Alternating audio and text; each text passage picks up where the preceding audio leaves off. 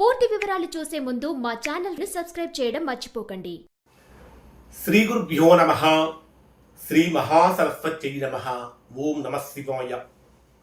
Narayana Sastry astrology channel వీక్షిస్తున్నటువంటి ప్రేక్షక మహాశీలకు స్వాగతం, సుస్వాగతం. ఈరోజు మనము 2026వ సంవత్సరం ఆగస్టు నెల 21వ తేదీ నుండి 31వ తేదీ వరకు కన్యా రాశిలో జన్మించిన వారి యొక్క గ్రహస్థితులు మరియు రాశి ఫలితాలు ఏ విధంగా ఉన్నాయో తెలుసుకుంటాం.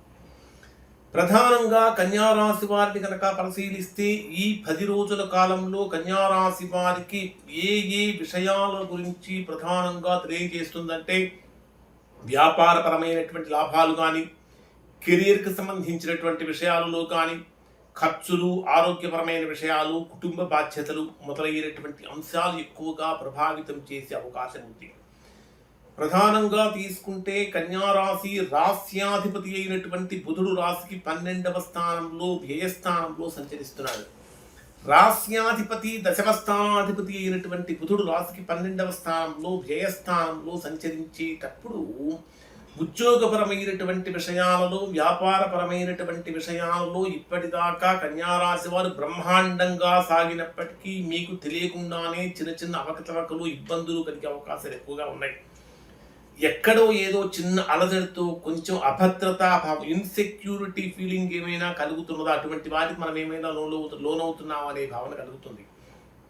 ప్రధానంగా మీ జన్మరాశికి ద్వితీయ స్థానాధిపతి, ధనాధిపతి అయిన శుక్రుడు మీ జన్మరాశిలోనే సంచరిస్తున్నటువంటి కారణం చేత ఆర్థిక పరమైనటువంటి విషయాలలో పర్వాలేదు, కానీ 12వ స్థానంలో సంచరించేటటువంటి రవి, బుధ, కేతు గ్రహాల యొక్క ప్రభావం కారణం చేత అధికమైనటువంటి ఖర్చులు కూడా పెరుగుతూ ఉంటాయి. మాట్లాడేటటువంటి మాట మంచికి వెళ్ళినా సరే ఎక్కడో ఏదో ఒక చోట చెడు జరుగుతున్నదా అనేటటువంటి భావన కూడా కలుగుతుంది. అంటే ఆశించినంత గొప్ప ఫలితాన్ని, ఆశించినంత గొప్ప లాభాన్ని ఇక్కడ కన్యారాశి వారు పొందలేకపోతూ ఉన్నారు. తృతీయ అష్టమ స్థానాధిపతి అయినటువంటి కుజుడు మీ జన్మరాశికి దశమ స్థానంలో సంచరిస్తున్నటువంటి కారణం చేత దశమ స్థానంలో కుజుడు సంచరిస్తూ డైరెక్ట్గా చతుర్థ వీక్షణంతో మీ జన్మరాశిని చూస్తూ ఉన్నటువంటి కారణం చేత ఏం జరుగుతుందంటే మీ మీద మీ పై అధికారుల యొక్క దృష్టి చాలా ఎక్కువగా ఉంటుంది అని చెప్పాలి. కానీ దశమ స్థానంలో సంచరించేటటువంటి కుజుడు వ్యాపారపరమైనటువంటి లక్ష్యాలను నిర్దేశిస్తాడు. కుటుంబ బాధ్యతలను గురించి చక్కగా నిర్వర్తించేటటువంటి విధంగా చేస్తాడు. దశమ స్థానంలో కుజుడి యొక్క సంచారంతో ఒక రకంగా తీసుకుంటే అగ్రెసివ్ నేచర్ కనిపిస్తూ ఉంటుంది. మీ మీద లేనిపోని మాటలు చెప్పి మిమ్మల్ని ఇబ్బంది పెట్టాలని చూసేవాళ్ళు, ప్రయత్నించే వాళ్ళు ఎక్కువగా ఉంటారు. కానీ మీలో కూడా చాలా షార్ప్నెస్ అనేది పెరుగుతుంది, చురుకుగా మారుతూ ఉంటారు. మీరు చేసేటటువంటి పనిలో ఒక లక్ష్యాన్ని కనుక పెట్టుకుంటే ఆ లక్ష్య సాధన కోసం కనుక ప్రయత్నిస్తే మంచి ఫలితాలు పొందుతారు. మీ పనితీరు మీ పై అధికారులు కూడా చాలా బాగా గమనించే అవకాశాలు ఉన్నాయి. కానీ తొందరపాటు నిర్ణయాలు లేదా సహోద్యోగులతో వాదనలు, ఆర్గ్యుమెంట్స్ అనేటటువంటివి మీకు ఏమాత్రమూ పనికిరాదు. మీ ప్రతిభను నిరూపించేది కేవలం మీ పని మాత్రమే, కానీ కోపం కాదు. లాభస్థానంలో సంచరించేటటువంటి గురుడు యొక్క ప్రభావాన్ని కనుక తీసుకుంటే ఇది బ్రహ్మాండమైనటువంటి అనుకూలతను అయితే కలిగిస్తుంది. ప్రధానంగా ఇక సప్తమంలో సంచరించే శని ప్రభావాన్ని కనుక తీసుకుంటే కొంత చిన్న ఇబ్బందులు అనేవి రాశి వారికి కనిపిస్తూ ఉన్నాయి. మరి ఓవరాల్గా తీసుకుంటే మీ జన్మరాశిలోనే శుక్రుడి యొక్క సంచారం అనేటటువంటిది బ్రహ్మాండమైనటువంటి ఆకర్షణను, ఆత్మవిశ్వాసాన్ని పెంచుతుంది అని చెప్పాలి. ముఖ్యంగా అన్ని రంగాల్లో ఉన్నటువంటి వారికి దాదాపు అనుకూలంగానే మారుతుంది అని చెప్పాలి. 6వ స్థానంలో సంచరించే రాహు యొక్క ప్రభావం కారణం చేత పోటీలో కూడా ముందు నిలబడగలుగుతారు. మరి డే వైజ్గా పరిశీలిస్తే కన్యారాశి వారికి ప్రధానంగా తీసుకుంటే ఎవరైనా సరే నిరుద్యోగులుగా ఉన్నటువంటి వారు చేసే ఉద్యోగ ప్రయత్నాలలో విపరీతమైన సమస్యలు కలుగుతూ ఉంటాయి. ఇదేమిటి, నిన్నటిదాకా చాలా ప్రశాంతంగా జీవితం సాగింది, వాడు ఒక్కరోజుగా ఏంటి సమస్య ఒక్కసారిగా వచ్చేస్తున్నాయి అనేటటువంటి భావన కూడా కన్యారాశి వారికి ఉద్యోగపరంగా, వ్యాపారపరంగా కలుగుతుంది. మరి డే వైజ్గా కనుక పరిశీలిస్తే 21వ తేదీ ఉదయం నుంచి 22వ తేదీ మధ్యాహ్నం 2:50 వరకు ఉండేటటువంటి సమయంలో ఇది మీకు బ్రహ్మాండమైనటువంటి, అంటే సోదర సంబంధాలు మెరుగుపడుతూ ఉంటాయి, మిత్ర సంబంధాలు మెరుగుపడుతూ ఉంటాయి. కానీ బాగా నమ్మిన వాళ్లే మోసం చేస్తున్నారా, ఇబ్బంది పెడుతున్నారా అనేటటువంటి భావన కూడా కలుగుతుంది.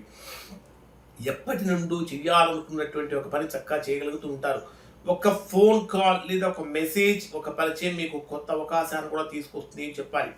అలానే అన్ని రంగాల్లో ఉన్నటువంటి వారికి అనుకూలంగా మారుతుంది. ఖచ్చితంగా ఇక్కడ గణపతి ఆరాధన, గణపతి ప్రార్థన చేయటం చిన్న పిల్లల పుస్తకాలు పంచిపెట్టడం ద్వారా మంచి ఫలితాలు పొందుతారు.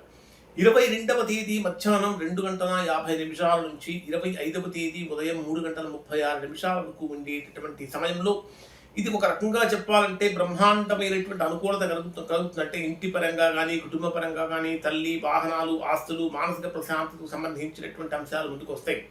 ఇంట్లో ఒక ముఖ్యమైనటువంటి చర్చ జరగవచ్చు. కుటుంబ సభ్యుల అవసరాలకు ప్రాధాన్యత ఇవ్వాల్సి రావచ్చు.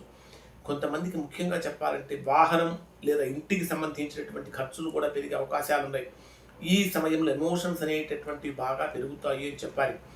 ఇక్కడ చంద్రుడు చెప్పే ఒక సందేశం ఏమిటంటే, మీ ఇల్లు కనుక ప్రశాంతంగా ఉంటే మీ మనస్సు కూడా ప్రశాంతంగా ఉంటుంది అనేటటువంటి భావాన్ని తెలియజేస్తాడు. 25వ తేదీ ఉదయం 3:36 నుంచి 27వ తేదీ మధ్యాహ్నం 1:36 వరకు ఉండేటటువంటి సమయంలో ఇది బ్రహ్మాండమైనటువంటి ఒక రకంగా చెప్పాలంటే this is the best time అని చెప్పాలి. 10 రోజుల్లో మనస్సులో ఏదైతే సంకల్పం చేసుకుంటారో సంకల్ప సిద్ధి జరుగుతుంది. ప్రేమలో ఉన్న వారికి ఒక ముఖ్యమైన సంభాషణ జరగవచ్చు. పిల్లల గురించి శుభవార్తలు వినే అవకాశం ఉంది. విద్యార్థులు కాన్సన్ట్రేషన్ పెరుగుతుంది. కానీ ఊహాజనితమైనటువంటి పెట్టుబడులు మాత్రం పెట్టకండి. ఈ సమయంలో మీ ప్రతిభ బయటకు రావడానికి అవకాశం కూడా కనిపిస్తుంది. ఖచ్చితంగా శ్రీకృష్ణ ఆరాధన మంచి ఫలితాలు ఇస్తుంది అని చెప్పాలి. 27వ తేదీ మధ్యాహ్నం 1:36 నుంచి 29వ తేదీ రాత్రి 9:45 వరకు ఉండేటటువంటి సమయంలో ఇది పని, ఆరోగ్యము, పోటీ, అప్పులకు సంబంధించినటువంటి విషయాలలో కీలకమైన దశ అని చెప్పాలి. ఉద్యోగపరంగా తీసుకుంటే విపరీతమైన ఒత్తిడి పెరుగుతూ ఉంటుంది. కానీ అదే సమయంలో మీ సామర్థ్యాన్ని కూడా నిరూపించుకునే అవకాశం కూడా కలుగుతూ ఉంటుంది. కాంపిటేటివ్ ఎగ్జామ్స్కి ప్రిపేర్ అవుతున్నటువంటి వారికి ఇది మంచి సమయం అని చెప్పాలి. మీ శ్రమకు తగినటువంటి ఫలితం కనిపిస్తూ ఉంటుంది. ఆరోగ్యపరమైనటువంటి విషయాల్లో నిర్లక్ష్యం అనేటటువంటి పనికిరాదు. ముఖ్యంగా నిద్ర, ఆహారము, జీర్ణక్రియల, డైజెషన్ మొదలైన వాటి మీద ఎక్కువగా శ్రద్ధ పెట్టండి. ఇక్కడ ఒక చిన్నది ఏంటంటే సమస్య అనేది ఎదుర్కొంటేనే చక్కగా మీకు పరిష్కారం లభిస్తుంది. 29వ తేదీ రాత్రి 9:45 నుంచి 31వ తేదీ రాత్రి వరకు ఉండే సమయాన్ని పరిశీలిస్తే ఇది మీ జీవిత భాగస్వామి వివాహము, వివాహ భాగస్వాములు లేదా వ్యాపార భాగస్వాములతో ముఖ్యంగా రిలేషన్స్ బాగుంటాయి. ముఖ్యమైనటువంటి నిర్ణయాలు తీసుకోవడానికి, కొత్తవి ప్రయత్నాలు మొదలుపెట్టడానికి, కొత్త వ్యాపారాలు మొదలుపెట్టడానికి అనుకూలంగా ఉంటుంది.